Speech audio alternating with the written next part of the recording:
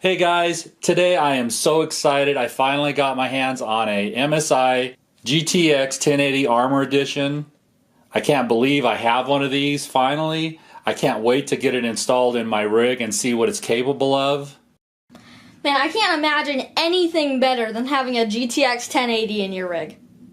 I know, right? I mean, really the only thing that could be better are two GTX 1080s.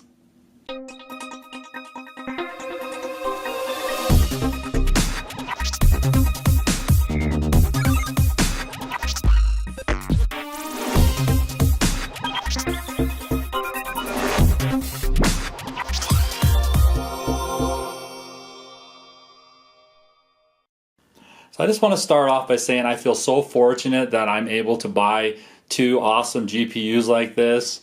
They weren't given to me by MSI. I wish they were, but I feel that if I buy something, I can give the most unbiased, objective review without any influence from companies. Okay, so here we can take a look at the front and the back of the card.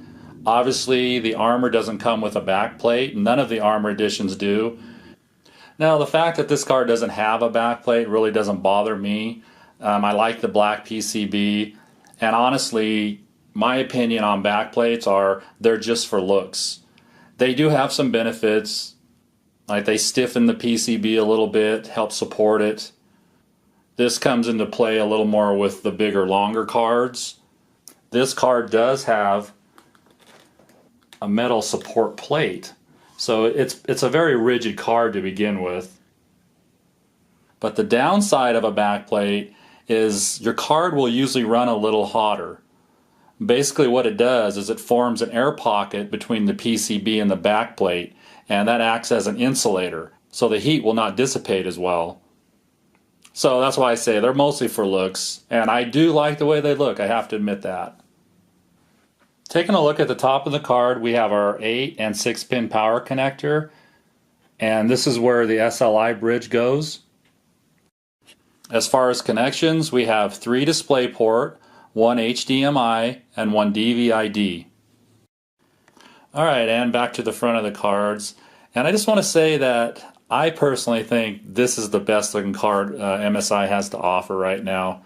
Now that's just my opinion, and everybody has different preferences, so if you like the Gaming X or the red and black versions, that's fine. I mean, this is just what I like, and I have a white and black build anyway, so this integrates really well.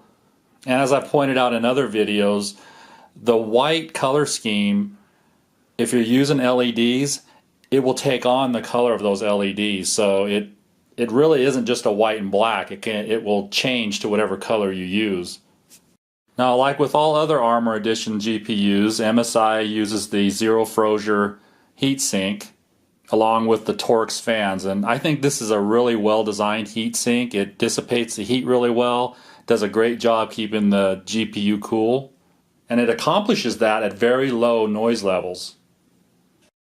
Now, rather than me going over all the specs, I'm going to put a list up. You can check them out and take your time, or you can skip past it, and I'm going to go ahead and get these installed.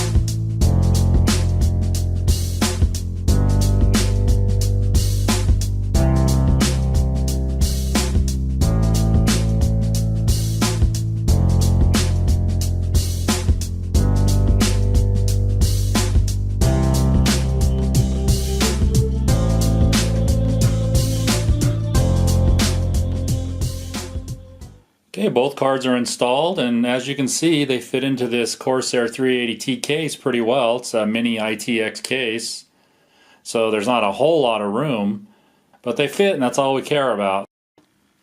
So in case you're wondering why we have two identical computers, this kind of all started when we decided to build my son a computer.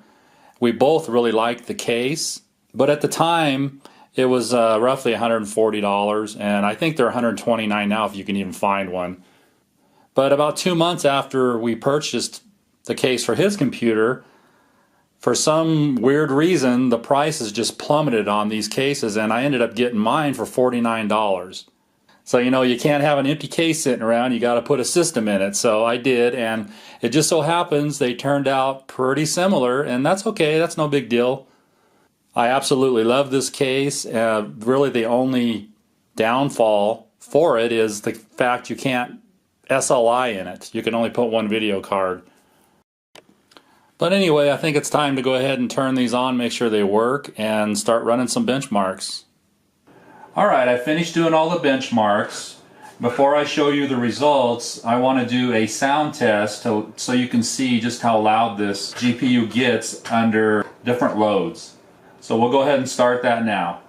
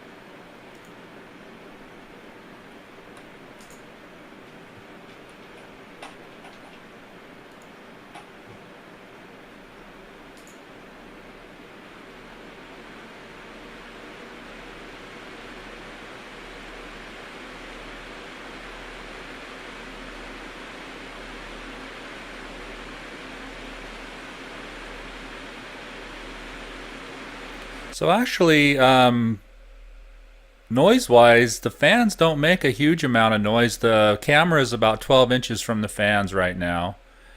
And, 100% it's noticeable, but it's really not that bad. And even at 75%, I honestly think it was a little quieter than the EVGA 1070 that I had.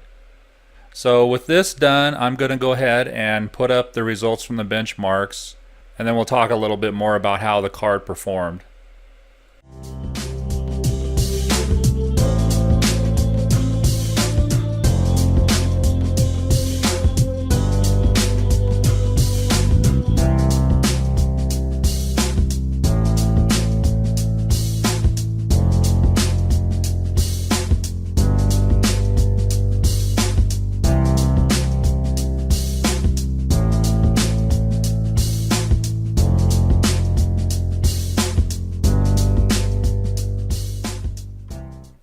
Alright, so the benchmarks for this card are pretty impressive, which I totally expected from a high-end card like this. It should burn through these benchmarks pretty easy. So I just quickly want to point out that the benchmarks for the 770, the 1060, and the 1070 were all done while my computer had an i5-6500 CPU in it. I've since upgraded to an i7-6700, which is what was in my computer when I ran the benchmark for the 1080. Now, this shouldn't have made a difference with the results. Unigen claims that the Heaven benchmark is 100% bound to the GPU, so it shouldn't have had any effect on the results at all. Now, I'm very impressed with this card. It's performed really well. There is one problem though, and that's coil whine. It's not too bad while gaming, but when I ran the Heaven benchmark, I could definitely hear it. And then when I quit out of the benchmark, it made this really high-pitched squealing sound for about 5 seconds. And I actually got it on camera. So I'm going to go ahead and play that for you guys now. And if you have one of these cards, let me know if your card does the same thing. Okay, so I'm running through the Heaven benchmark right now, and I'm noticing some pretty loud coil whine from the card. I'm not sure if the camera is picking it up, but I'm sitting about 3 feet away from the card with the side panel off, and it's pretty noticeable. I could hear it a little bit with the side panel on, but it's really gotten loud since I've taken it off. I also noticed a strange, really high-pitched noise when I stopped the Heaven benchmark, so I'm going to try to do that and see if the camera will pick it up. Okay, so when I hit OK, let's see if it does it again.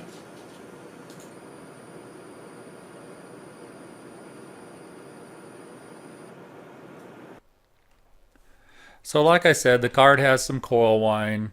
Whether or not that's going to bother me, I don't know. I'm going to play around with it and see if it'll quiet down. I've read some people are saying that their cards have quieted down after a week.